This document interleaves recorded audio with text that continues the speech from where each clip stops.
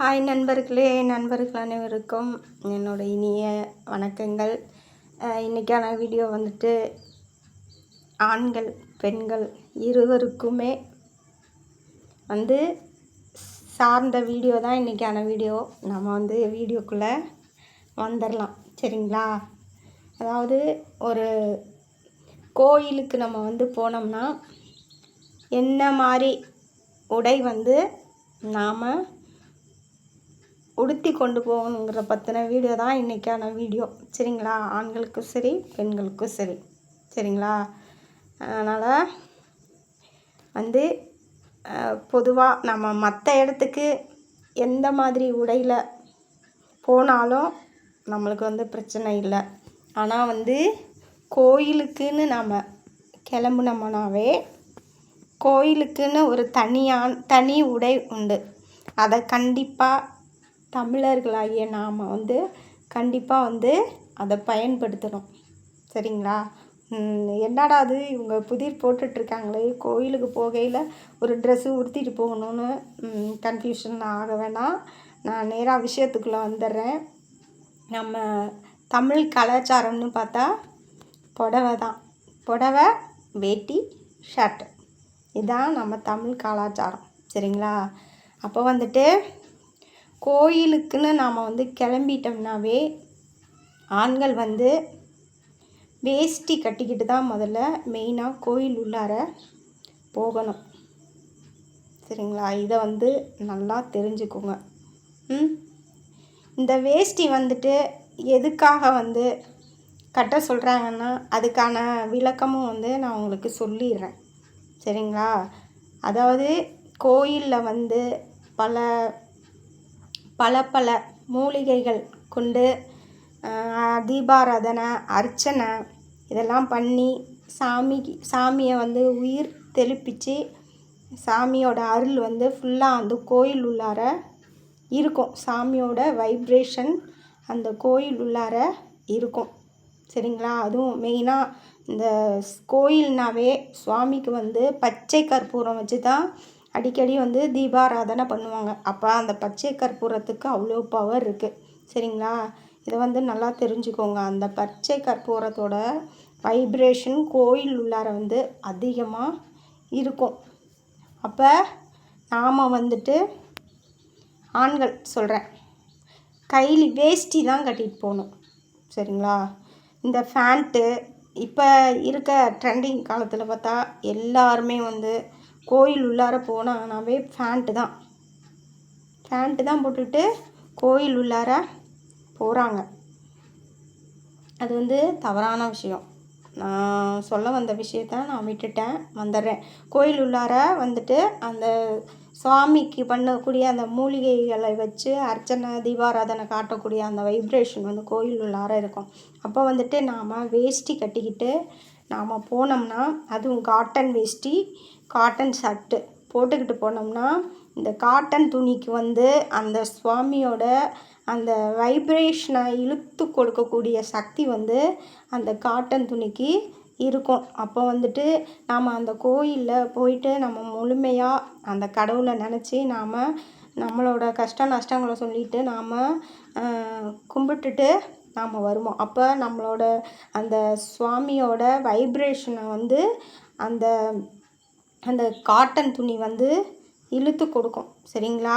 அதாவது தெய்வத்துக்கும் நம்மளுக்கும் ஒரு தொடர்பு இருக்கிற மாதிரிக்க அந்த காட்டன் துணி அவ்வளோ பவர், சரிங்களா? அதனால் நிறைய பேர் இப்போ கோயிலுக்குள்ளார போனாங்க முக்கால்வாசி பேர் ஃபேண்ட்டு தான் போட்டு போகிறாங்க. அது தவறான விஷயம். இப்போ அந்த காலத்துலேயே பாருங்கள், அந்த காலத்தில் கோயிலுக்குன்னு போயிட்டாங்கனாவே காட்டன் வேட்டி தான், அதுவும் காவி வேட்டி கட்டிக்கிட்டு சட்டையெல்லாம் போடாமல் காவி வேட்டியை மட்டும் கட்டிக்கிட்டு தான் கோயிலுக்கு போவாங்க. அந்த காலம் நான் இப்போவே முருகன் கோயில், இப்போ ஐயப்பன் கோயில் இங்கெல்லாம் பாருங்கள். இப்போ யார் ஐயப்பன் கோயிலுக்கு போயிட்டாவே இருமுடி சுமந்துக்கிட்டு போனோம்னாவே உடனே என்ன பண்ணுறாங்க, அந்த காட்டனை கருப்பு வேஷ்டி இல்லைன்னா காவி வேஷ்டி கட்டிக்கிட்டு சட்டை இல்லாமல் தான் இருக்காங்க. அது எதுக்காக அப்படி இருக்கிறாங்க? அந்த தெய்வத்தோட பவரை நம்மளுக்கு இழுத்து கொடுக்கணுங்கிறதுக்காக தான் சட்டை போடாமல் வேஷ்டி கட்டிக்கிட்டு விரதம் இருந்து அந்த சாமி பக்கத்தில் போவேல நல்லா கவனிங்களேன். வேஷ்டியை மட்டும் கட்டிக்கிட்டு சட்டை போடாமல் தான் இருமுடியை வந்து சுமந்துக்கிட்டு போவாங்க. ஏன்னா அனுமதிக்க மாட்டாங்க. சட்டை போட்டுக்கிட்டு கோயில் உள்ளார போகிறதுக்கு வந்து யாருமே அனுமதிக்க மாட்டாங்க. ஐயப்பன் கோயிலை பொறுத்த வரைக்கும் இப்படி தான்.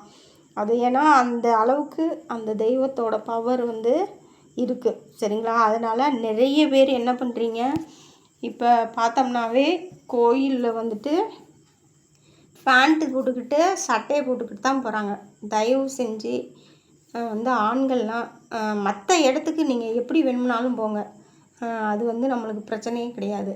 ஆனால் கோயிலுக்குன்னு போயிட்டோம்னாவே தெய்வத்துக்குன்னு ஒரு மரியாதை இருக்குது. அதை வந்து கண்டிப்பாக நாம் வந்து கொடுத்தே ஆகணும். சரிங்களா? ஒரு கோயிலுக்கு நம்ம எதுக்கு போகிறோம், ஒரு நம்ம கஷ்ட நஷ்டத்தை வந்து தெய்வத்துக்கிட்ட சொல்லி அந்த தெய்வம் வந்து நம்மளோட வேண்டுதலை ஏற்றுக்கும். அதே மாதிரி அந்த தெய்வத்தோட அருள் வந்து நம்மளுக்கு கண்டிப்பாக கிடைக்கும். அப்போ வந்து எந்த மாதிரி காஸ்டியூம் போட்டு போகணும்னா இந்த மாதிரி காட்டன். ஆண்கள்னு பார்த்தாவே கோயிலுக்குள்ளார போயிட்டிங்கனாவே எப்போவுமே வேஷ்டி கட்டிட்டு போங்க. வேஷ்டி கட்டிக்கிட்டு போய் அந்த சாமியை வந்து கும்பிடுங்க. அதே மாதிரி கோயில் உள்ளார போனால் வேஷ்டியை வந்து கீழே இறக்கி விட்டுட்டு தான் கோயில் உள்ளார போகணும். வேஷ்டி கட்ட சொன்னாங்கன்னு சொல்லிட்டு கோயில் உள்ளார போகிறப்ப என்ன பண்ணணும், வீட்டில் வேஷ்டியை மடித்து கட்டிட்டாலே மாதிரிக்க வேஷ்டியை வந்து மடித்து கட்டக்கூடாது. சுவாமி பக்கத்துட்ட சுவாமி கோயில் உள்ளார காலடி எடுத்து வைக்கிறோம்னாவே ரொம்ப பணிவாக அந்த சுவாமிக்கு மரியாதை கொடுத்து வேஷ்டியை கீழே இறக்கி விட்டுட்டு நல்லா பணிவோட அந்த சுவாமி கும்பிட்டோம்னா கண்டிப்பாக நம்மளோட பிரார்த்தனை வந்து அந்த கடவுள் வந்து நிறைவேற்றி கொடுப்பாங்க. சரிங்களா? எதுக்கு சொல்கிறாங்க, அந்த கோயிலில் இருக்கக்கூடிய அந்த நல்ல வைப்ரேஷன் வந்துட்டு நம்மளுக்கு கிடைக்கணுங்கிறதுக்காகத்தான். நிறைய அந்த காலத்துலலாம் பாருங்கள், கோயிலுள்ள நுழைஞ்சாங்கனாவே சட்டை போட மாட்டாங்க. வெறும் வேஷ்டியை மட்டும் கட்டிக்கிட்டு கோயிலில் சாமியெல்லாம் கும்பிட்டுட்டு வந்ததுக்கப்புறம் தான் வந்து சட்டை போடுவாங்க. நான் சொன்னது உங்களுக்கு பொய்யா இருந்துச்சுன்னா நீங்கள் கோயிலுக்கு போகிறப்ப, அதுவும் இந்த கோயிலில் வந்து நல்ல விசேஷ நாளில் கோயிலுக்கெல்லாம் போங்க. அங்கே பாருங்கள், சூடம் சாம்பிராணி தீபாராதனையெல்லாம் காட்டுறப்ப பாருங்கள், உங்கள் உடம்புல பாருங்கள் அப்படி வேர்த்து தண்ணியாக ஊற்றும். அது வந்து சாதாரணமாக வேர்வைன்னு நினச்சிடாதீங்க. சரிங்களா? உங்கள் உடம்புல இருக்கக்கூடிய கெட்ட நீர் வந்து வெளியில் வருது. அதை வந்து யாரும் சாதாரண வேர்வையாக நினச்சிடாதீங்க. சும்மா நார்மலாக வர கோயில் உள்ளார போயிட்டு ஒரு தீபாராதனை அடுத்த சாம்பிராணி இந்த மாதிரி இதெல்லாம் பண்ணுறப்ப வேர்த்து ஊற்றும். அப்போ வந்துட்டு அந்த வேர்வை வந்து சாதாரணமாக வரக்கூடிய வேர்வைன்னு ஆண்கள் யாரும் வந்து நினச்சிடாதீங்க. சரிங்களா? அந்த சுவாமிக்கு தீபாராதனை பண்ணுறப்ப அந்த சுவாமியோட வைப்ரேஷன் வந்து நம்ம உடம்புல பட்டு நம்ம உடம்புல இருக்கக்கூடிய கெட்ட அழுக்குகள்லாம் வந்து வேர்வையாக வெளியேறுது. சரிங்களா? இதுக்கு தான் வந்துட்டு அந்த காலத்துலலாம் என்ன சொல்லுவாங்க, கோயில் உள்ள நுழையிறப்ப சட்டை போடக்கூடாது, வேஷ்டி கட்டிக்கிட்டு தான் போகணும், வேஷ்டி கீழே இறக்கி விட்டு தாத்து கட்டிக்கிட்டு தான் போகணுன்னு சொல்லுவாங்க. சரிங்களா? இவ்வளோ நாள் எப்படி இருந்தீங்கன்னு எனக்கு தெரியாது. ஆனால் இனி என்னோடய வீடியோஸ் பார்த்ததுக்கப்புறம் தயவு செஞ்சு இந்த கோயிலுக்கெல்லாம் போனீங்கன்னா வேஷ்டி கட்டிக்கிட்டு போங்க. கோயிலுக்குள்ளார நுழையில நீங்கள் வெளியில் வந்து வேஷ்டியை வந்து மடித்து கட்டிக்கோங்க, வெளியில் இருக்கப்போ மடித்து கட்டிக்கோங்க. ஆனால் கோயில் உள்ளார போனால் கீழே இறக்கி விட்டு சுவாமிக்கு மரியாதை செலுத்திட்டு அதுக்கப்புறம் தான் வந்து உள்ளார போகணும். சரிங்களா? அதே மாதிரி பெண்களுக்கு இவ்வளோ நேரம் நான் வந்து சொன்னது ஆண்களுக்கு. இப்போ பெண்களுக்கும் இதே தான் நான் வந்து சொல்ல விரும்புகிறேன். சரிங்களா? கோயிலுக்குன்னு போனாவே வந்து புடவை கட்டிக்கிட்டு தான் போகணும். மெயினான விஷயம் இதை வந்து நல்லா தெரிஞ்சுக்கோங்க. கோயில்னு போனாவே மெயினாக புடவை கட்டிக்கிட்டு தான் போகணும்.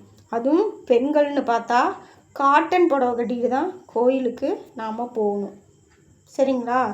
இவங்க என்னடா கோயிலுக்கு புடவை கட்டிட்டு போகிறதே பெருசாக இருக்குது, இதில் வேறு காட்டன் புடவை கட்டிட்டு போக சொல்கிறாங்கன்னு யாரும் வந்து தவறுதலாக என்ன நினைக்காதீங்க. அதுக்கான காரணத்தையும் நான் வந்து சொல்லிடுறேன். ஆண்களுக்கு சொன்ன மாதிரி தான் பெண்களுக்கும், சரிங்களா? காட்டன் துணிக்கு வந்து அந்தளவுக்கு சுவாமிக்கிட்ட இருக்கக்கூடிய வைப்ரேஷனை வந்து நமக்குள்ளே இழுத்து கொடுக்கக்கூடிய தன்மை வந்து அந்த காட்டன் துணிக்கு இருக்குது. இதை வந்து நல்லா பெண்கள் தெரிஞ்சுக்கோங்க, சரிங்களா?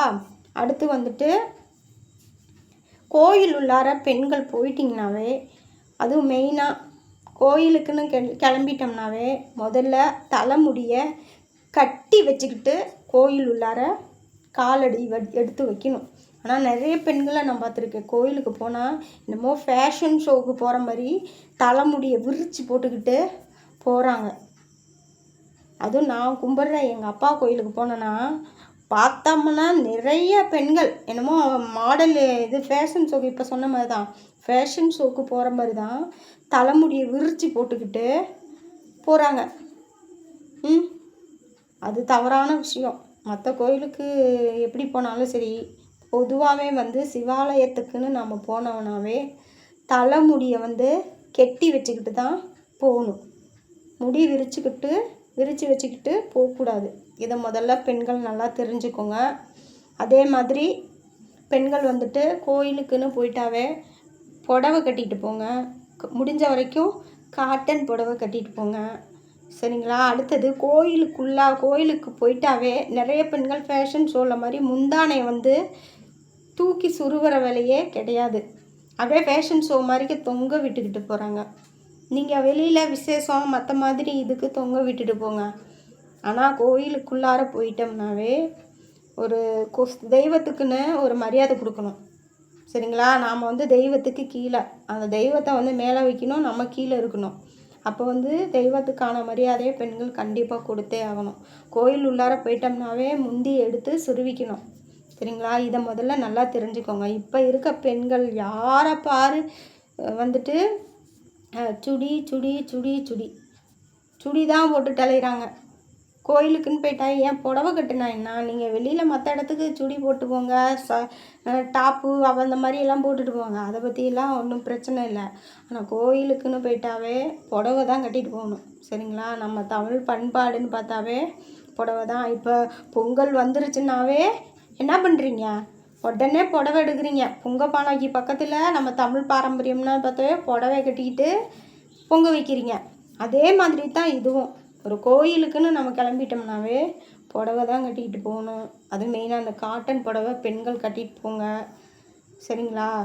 காட்டன் புடவை கட்டிட்டு போனீங்களா நம்மளுக்கு சாமிக்கிட்ட இருக்க வைப்ரேஷன் வந்து நம்மளுக்கு நல்லா கிடைக்கும், நல்ல எனர்ஜி கிடைக்கும், நல்ல ஹெல்த்து கிடைக்கும், சரிங்களா? ஆண்களும் சரி பெண்களும் சரி. ஆண்கள் வந்து வேஷ்டி கட்டிக்கிட்டு போங்க, பெண்கள் வந்து புடவை கட்டிட்டு போங்க. பெண்கள் வந்து புடவையோட முந்தானையை சொருவிக்கிட்டு போங்க. தலைமுடியை விரித்து போட்டுக்கிட்டு போகாதீங்க, சரிங்களா? இதுதான் மெயினான விஷயம், சரிங்களா? அடுத்து வந்துட்டு நிறைய பெண்கள் என்ன பண்ணுறாங்கன்னா, எப்போ பாரு சுடி சுடி சுடி சுடி. பெண்களுக்கு எதுக்கு புடவை கொடுத்துருக்காங்க? அதுக்கான காரணத்தையும் வந்து நான் உங்ககிட்ட சொல்லிக்கிறேன். புடவை வந்து பெண்களுக்கு புடவை கட்ட சொல்கிறது எதுக்குன்னு சொன்னோம்னா, நம்ம கர்ப்பப்பையில் வந்து சூடு அதிகமாக இருக்கும், சரிங்களா? அந்த சூடு வந்து தணியணும்னா, இப்போ நம்ம சுடி போட்டிருக்கோம், பேண்ட்டு போட்டிருக்கப்போ அது எப்படி அதில் இந்த கர்ப்பப்பையிலேருந்து ஒரு சூடு ஹீட் ஆகி வெளியில் வருமா? இந்த பேண்ட்டு போட்டிருக்கப்போ அது இப்போ லெகின்ஸுன்னு சொல்கிறாங்க. லெகின்ஸ்ன்னு அப்படியே ஒட்டி பிடிச்சிருக்கு. பார்த்தா அது பேண்ட்டு போட்டிருக்கா இல்லை பேண்ட்டு போடலையானே தெரியாது, அந்த அளவுக்கு ஒட்டி பிடிச்சி போட்டிருப்பாங்க. அதெல்லாம் வந்து ஒரு தவறான விஷயம். அதாவது பெண்களை வந்து புடவை எதுக்கு கட்ட சொல்கிறாங்கன்னா, பெண்களுக்கு வந்து உடம்பு ரீதியில் உள்ள பிரச்சனைகளெல்லாம் வந்து நீக்கணுங்கிறதுக்காக தான் இந்த புடவையை கண்டுபிடிச்சாங்க. ஆனால் இப்போ அந்த புடவையெல்லாம் காலம் மாறி போச்சு. எங்கே பாரு சுடி சுடி சுடி. சரி, நான் இடையில சொன்ன விஷயத்த நான் விட்டுட்டேன், சரிங்களா? நம்ம பெண்களுக்கு கர்ப்பப்பை இருக்கும். கர்ப்பப்பையில் வந்துட்டு நம்ம உடம்போட ஹீட்டு பூரா எல்லாம் அந்த கர்ப்பப்பையில் தான் இருக்குமா. அப்போ என்ன பண்ணுவாங்க, அதுக்கு தான் வந்து பெண்களை வந்து புடவை கட்ட சொல்கிறாங்க. புடவை கட்டினோம்னா இந்த புடவை கட்டுறப்ப இந்த இடுப்பு பகுதிக்கிட்ட வந்துட்டு கேப்பு தெரியும். அப்போ என்ன பண்ணும், கர்ப்பப்பையில் வர ஹீட்டு பூரா அந்த புடவை வழியாக இப்போ அந்த இடுப்பு பகுதியில் வந்துட்டு வந்து வெளியில் வந்து அந்த ஹீட்டு வந்து மாறிக்கும். சரிங்களா?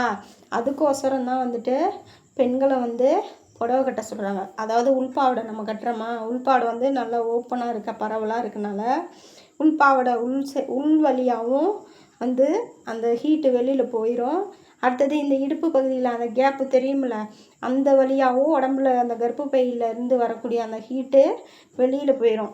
அதுக்கோசரம் தான் வந்து பெண்களுக்கு புடவை கட்ட சொல்லியிருக்காங்க. அது மட்டும் இல்லை, பெண்களுக்கு ஒரு குழந்தைக்கு பால் கொடுக்கக்கூடிய பகுதி இருக்குது. அது வந்து மற்றவர்கள் யாரும் பார்க்கக்கூடாது அப்படிங்கிறதுக்காகவும் புடவை நம்ம கட்டுறோம். அடுத்தது பெண்ணோட அழகு, பெண்களுக்குன்னு சொன்னாவே முன்னழகு பின்னழகு அப்படி பல அழகு இருக்குது. அந்த அழகெல்லாம் வந்து தன்னோட கணவர் மட்டும்தான் பார்க்கணும், மற்றவங்களாம் பார்க்கக்கூடாதுங்கிறதுக்காக தான் இந்த புடவையை வந்து கண்டுபிடிச்சாங்க. ஆனால் இப்போ இருக்க ட்ரெண்டிங் காலம் எங்கேயோ போயிருச்சுங்க. சரிங்களா? நம்ம வந்துட்டு அடுத்த வீடியோவில் வந்துட்டு நம்ம இந்த புடவையை பற்றின விஷயத்த வந்து நம்ம அடுத்த வீடியோவில் வந்துட்டு நான் உங்களுக்கு இன்னும் தெளிவாக வந்துட்டு உங்கள்கிட்ட நான் வந்து ஷேர் பண்ணிக்கலான் இருக்கேன். அடுத்த வீடியோவில் அடுத்தடுத்து வரக்கூடிய வீடியோவில் அந்த புடவை வந்து எப்படி எதுக்காக நம்ம பயன்படுத்துகிறோம் அப்படிங்கிற அந்த விஷயத்த வந்துட்டு இனி வரக்கூடிய அடுத்தடுத்து உள்ள வீடியோவில் வந்து உங்கள்கிட்ட நான் கண்டிப்பாக ஷேர் பண்ணுவேன். என்னோடய வீடியோவுக்காக நீங்கள் வெயிட் பண்ணிட்டுருங்க. தயவு செஞ்சு என்னோடய ஃப்ரெண்ட்ஸ் எல்லாரும் இவ்வளோ நாள் வந்துட்டு எப்படி நீங்கள் கோயிலுக்கு போயிருப்பீங்கன்னு எனக்கு தெரியாது. ஆனால் இனி வந்துட்டு நீங்கள் கோயிலுக்கு என்னோட